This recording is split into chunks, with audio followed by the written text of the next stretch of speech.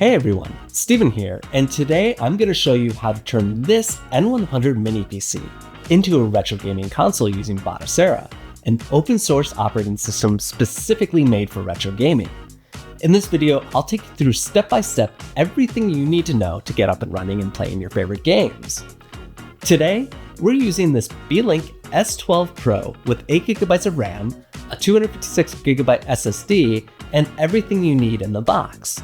In terms of raw CPU and GPU performance, the N100 is pretty modest, especially when you compare it to a modern gaming PC. But when we're talking about retro games, you'd be surprised at how capable this little computer is.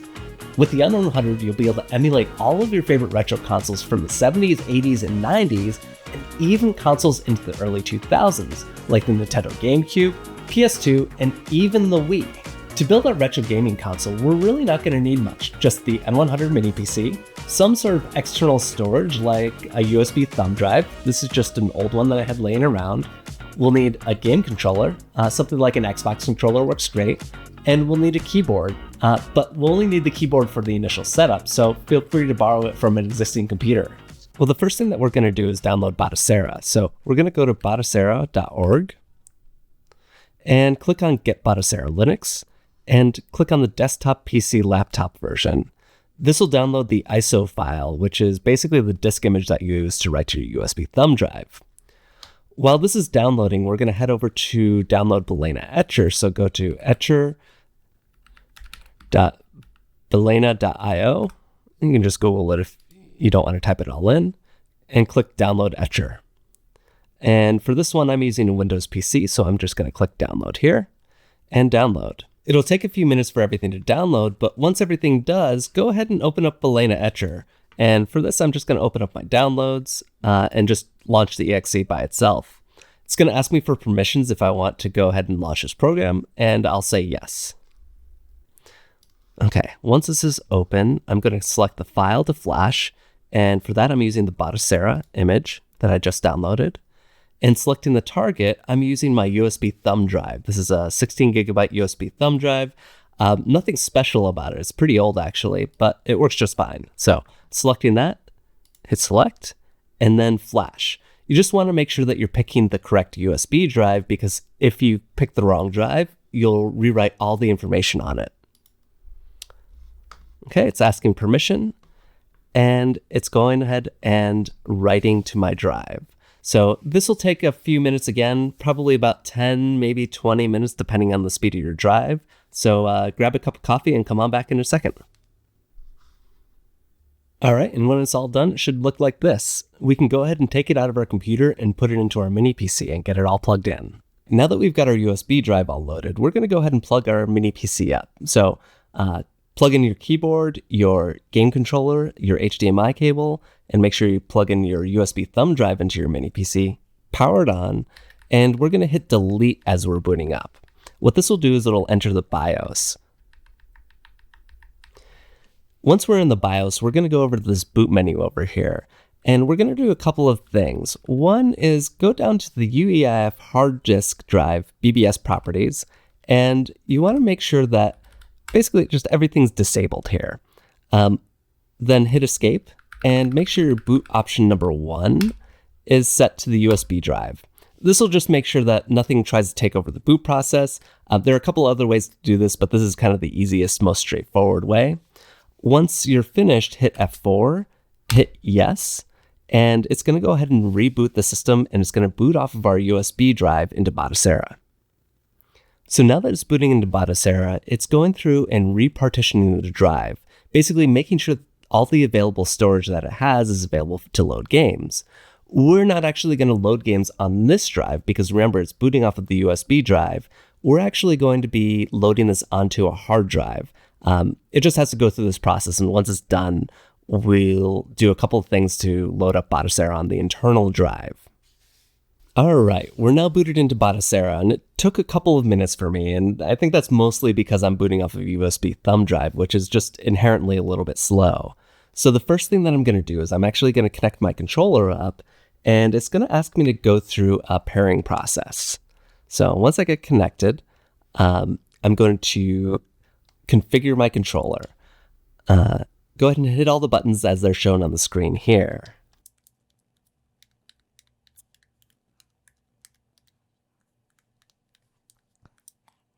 Okay, now that we're paired, we can use the controller to control and interact with Batocera. And the first thing that I'm going to do is I'm going to make sure that I'm connected to the network.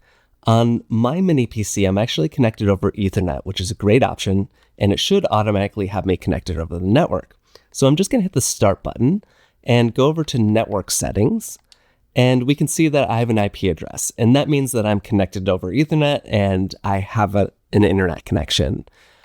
If you're connecting over Wi-Fi, all you have to do is come on down over here, click on Enable Wi-Fi, and it's going to search all the Wi-Fi networks. You'll select your SSID and enter in your password just like you would on any normal device. But since I'm over Ethernet, I'm just going to turn this off, and we'll go ahead and move on to the next step. Now, the next step is we're going to load this onto our internal drive. And to do that, we go back into our menu and go down to System Settings and scroll all the way down. And we're going to click on Install in a new disk. We're going to select our target device. And in this case, I'm actually going to choose this Samsung SSD drive. I actually went ahead and installed a secondary hard drive on this machine because I want to preserve the 256 gigabyte SSD that came preloaded in the system. I want to preserve Windows on that because I'm going to do a future review video on this. But if you want to install on the internal drive, you just select that one.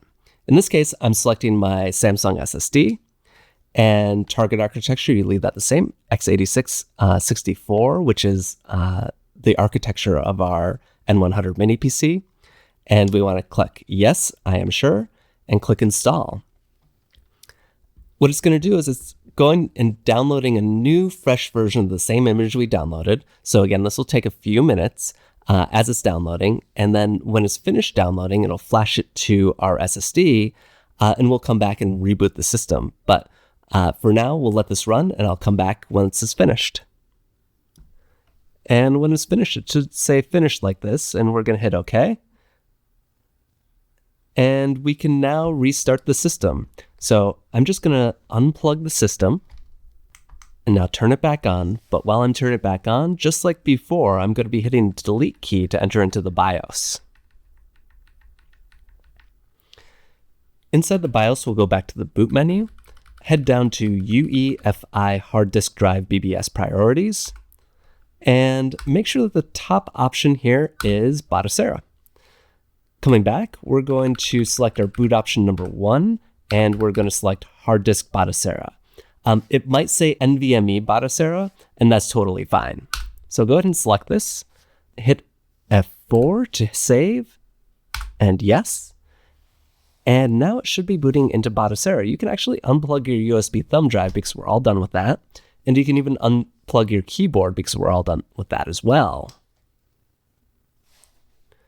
You'll notice that this boot up is going to be much, much faster. It's happening on the internal drive, which is significantly faster than the USB thumb drive. All right, we're all booted up. And the first thing that I'm going to do here now is plug in my controller and configure the buttons. So plugging it in, hold a button to go ahead and configure the buttons, and then go through this process.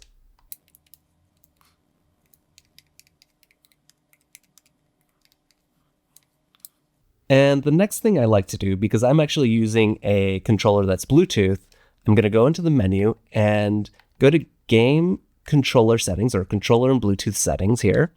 And I'm going to click on Pair Bluetooth Pads Automatically. So I'll press this button and unplug my controller from USB and enter it into pairing mode by pressing the pairing button on the top and holding it until the button starts blinking. And you should see up at the top, it's searching for Bluetooth devices, and pretty soon it should find this controller and automatically connect to it. And there it is, the Xbox controller. You'll see it say connected successfully, and when we press our buttons, it should be good to go. The next thing that we want to do here is connect to our network. Again, I'm connected over an Ethernet cable, so I don't really actually have to do anything here. But if you are connecting over Wi-Fi, go ahead and enable it here and connect to your Wi-Fi network. I do recommend connecting over Ethernet over Wi-Fi because in the next process, we're actually going to be loading up all our games. and transferring files over a wired connection is almost always going to be a little bit faster than doing it over Wi-Fi. So for the next step, we're going to hop back over onto our computer to actually start transferring our games over. Back onto my desktop computer, I'm going to open up a File Explorer window, and we're going to connect to Batocera. And the way that we do that is hitting // and typing in Batocera. This should pull up the network drive for Batocera. And double click on Share, you'll see a bunch of directories in here. What we're specifically looking for is our ROM folder and then our BIOS folder. And you'll see that they're organized here by all the different systems. And if you open them up, you'll see an info.txt file. And that info.txt file will show you basically what kinds of files each one of those systems is recommending. A lot of the time you'll download ROMs and they'll be in a zip format or a 7Z, and that's totally fine. They'll run zipped up. So I actually have my ROMs over here, and I'm going to just drag and drop them over. So I have them pre-labeled in the exact same way that they're labeled over here. So I'm just going to select them all and then copy them over here. This will take a few minutes because I've got basically 119 gigabytes of files copying over. So I'm going to check back in once this is finished copying over, and then we'll do our BIOS files. Now that the ROMs are finished copying over, I'm going to do the same thing with my BIOS folder.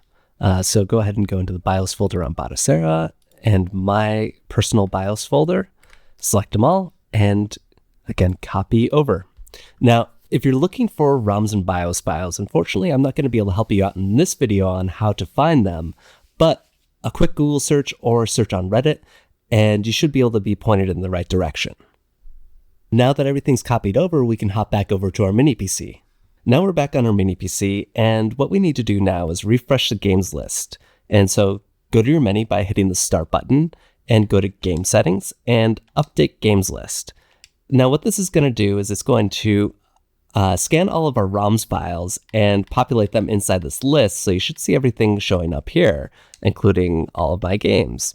What you will see here is that the artwork here is pretty plain. What we want to do here now is scrape artwork. And so we go back into our main menu and our main interface here, hit Start, and go to Scraper. In here, you'll find a couple different places to scrape from, and I usually use Screenscraper. You do have to create an account on screenscraper.fr. Once you do, you come over here to Scraper Settings, and you want to select your options.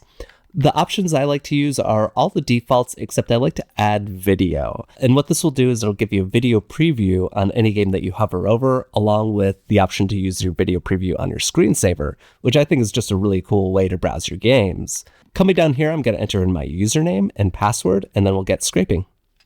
With our username and password entered, we go back one menu into the Scraper menu, scroll on down to Scrape Now.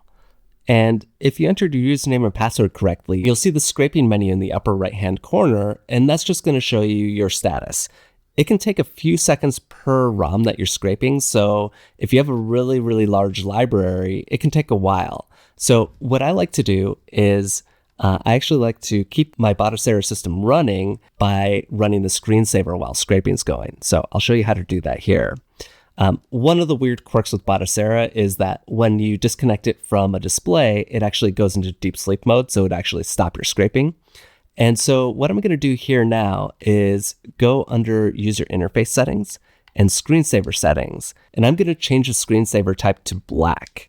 And what that'll allow me to do is keep my display on. I've got an OLED monitor that I'm using right now, so I don't want this to burn in the image. So what I'm going to do is set this to black, go back to my main menu, and then hit the Select button now and launch Screensaver.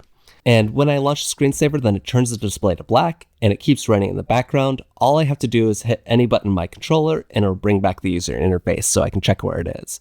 But I'm going to let this run and we'll come back as soon as it's finished. Okay, now that scraping's done, we can go ahead and reload our games list by going to the menu, Game Settings, Update Games List, and click Yes. And then when we click in here, we'll see all of our thumbnails and our videos showing up under all our games. But we can take it up another level and apply new custom themes. So we're going to go back here, go to the main menu, and Updates and Downloads. You'll find under the themes section here, all of the available themes to download, and there's a ton of them. So you can feel free to scroll through and find one that you like. One that I like that I think is really good is Artflix. That one seems to work out really well for me. Also, Artflix Cobalto is another great one. So I'm going to go ahead and download that. Click on install. You'll see it adds to the download queue in the upper right-hand corner.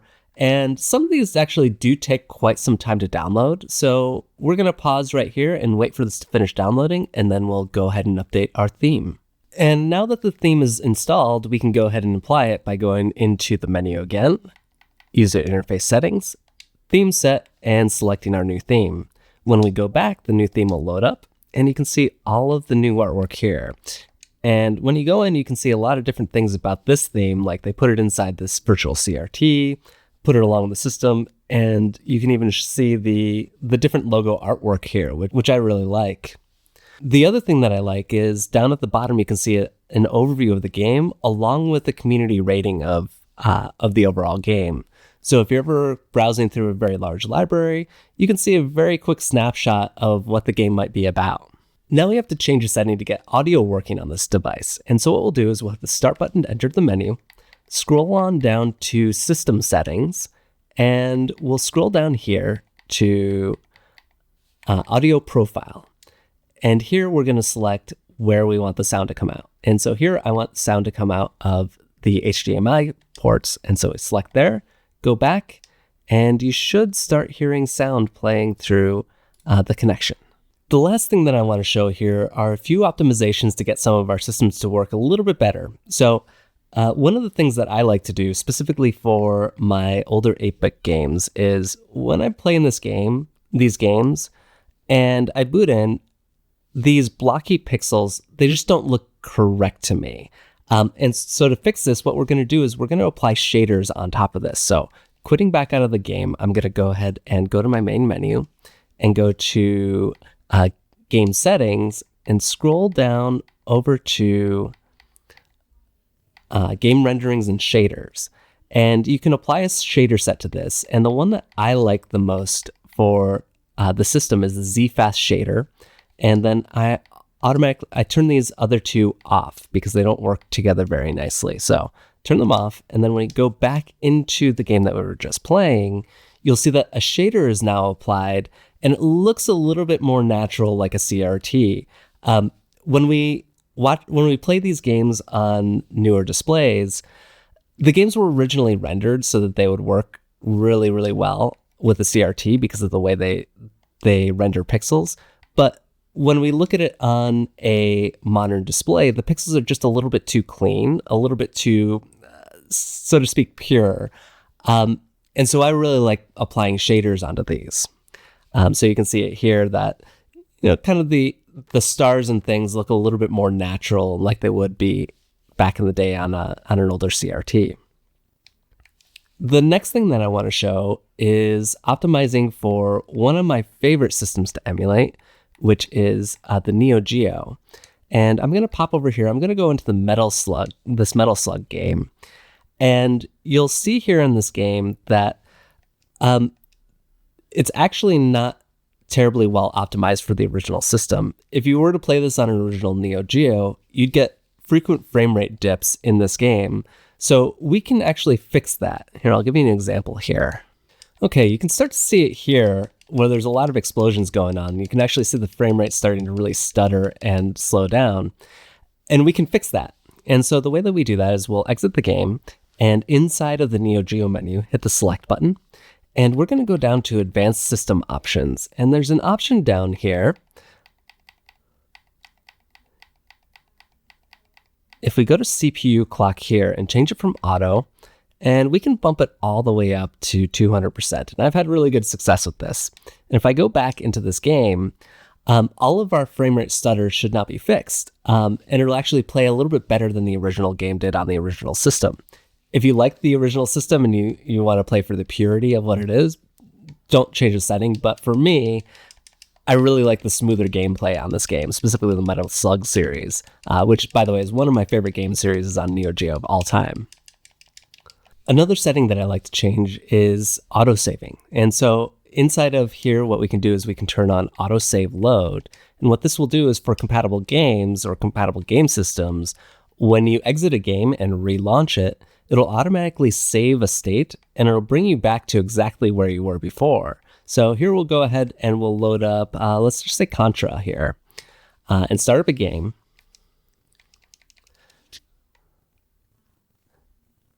And we'll play without the cheat code here real quick, just to give an example. And here we'll go along, we'll start shooting around.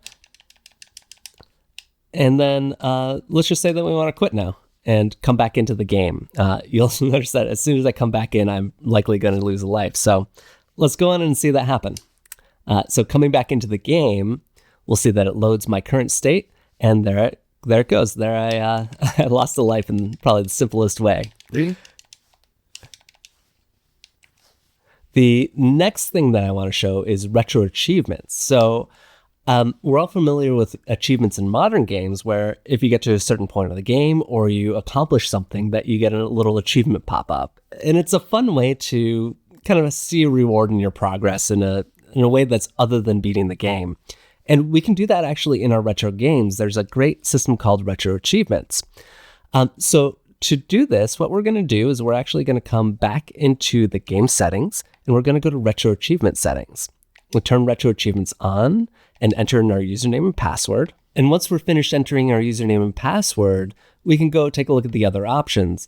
For me, I don't like to turn on hardcore mode because it disables things like using cheats and load states and whatnot. So I just leave it in normal state. This does lock you out from being able to use a leaderboard. So if you want to do that, you've got to be in hardcore mode.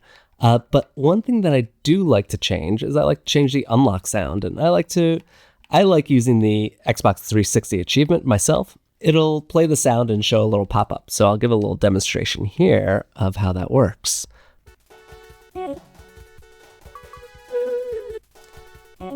And there we go. You can see our achievement up at the top. The next thing I want to show is how we can actually make some of the old games that we play, especially 3D consoles, look better than they originally looked. And here I'm inside a Sega Dreamcast and Jet Set Radio, which is a great classic game. But as you can see, it doesn't quite translate super well on a larger display, and specifically in this video that we're showing in 1080p. And we can change that. We can change the original render resolution from its native 480p to something a little bit better. So to do that, we're going to hit the menu plus A, and that's going to bring up our quick menu here.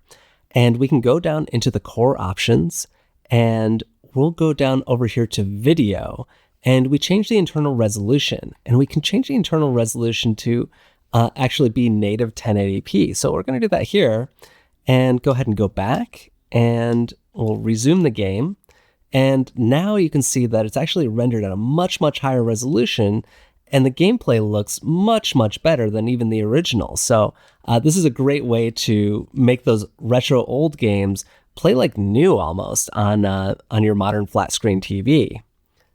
You can do the same tip and trick on a lot of other systems like the Nintendo Gamecube, on PlayStation 2, and even more, but the options will be either here or they'll be in the actual console settings. So here I'll show you going into GameCube how you do that. So scrolling on over to the Nintendo GameCube, we're going to do that here by hitting the select button inside of Batocera, go to Advanced Systems Options, and we're going to go into our rendering menu and scroll on down here. We're going to go to Rendering Resolution. And here again, we can jump up to higher resolution. For a lot of systems, 3x resolution works great. However, in more demanding titles like Metroid Prime, 3x resolution is just a little bit too much for this N100 to handle. So we're actually just going to drop it down to 2x in this case, go back. And then the other hack in GameCube that we want to do is we want to turn on dual core mode. And so then when we go into actually playing our games, the games will actually be rendered at the higher resolution and look much smoother, much cleaner on your modern flat screen TV. Oh, and the other thing in GameCube that you want to change is we're actually going to go to Edit, into our Advanced Systems Options, and we're going to set that display to 416:9. And what that'll do is it'll get rid of the bezels and it'll play the game without kind of any obstructions on the side, because these games were able to play at widescreen. And I just fast forwarded a little bit so that you could see some of the intro title experience. So you can see here, this is rendered at a near 1080p resolution, and it looks really, really great. Metroid Prime was one of those games that in its day looked fantastic, and we only had to do a couple little things to make it look really good for modern day standards. So that's what I'd recommend for GameCube. Again, we can do the same thing for PlayStation 2. We can do the same thing for Nintendo Wii. We'll just be a little bit limited as to how much we can upscale some of the games on the more modern systems with the N100 gaming PC. So there you have it. We've gone through everything you need to know to turn this N100 mini PC into a retro gaming console using Batocera. This mini computer proved to have enough horsepower to play PlayStation 2 games, GameCube games, Nintendo Wii games, and all at higher than native resolutions. And if you're looking for a relatively inexpensive way to get into building your own retro gaming console, this is a great way to go at about $50 to $60 more than a complete Raspberry Pi 5 setup. In a future video, I'll be doing a head-to-head comparison between this N100 mini PC and a Raspberry Pi 5, and I'll also do a teardown of the N100 and building a custom enclosure for it. So be sure to subscribe to check out more videos. With that said, thank you so much for watching, and we'll see you next time.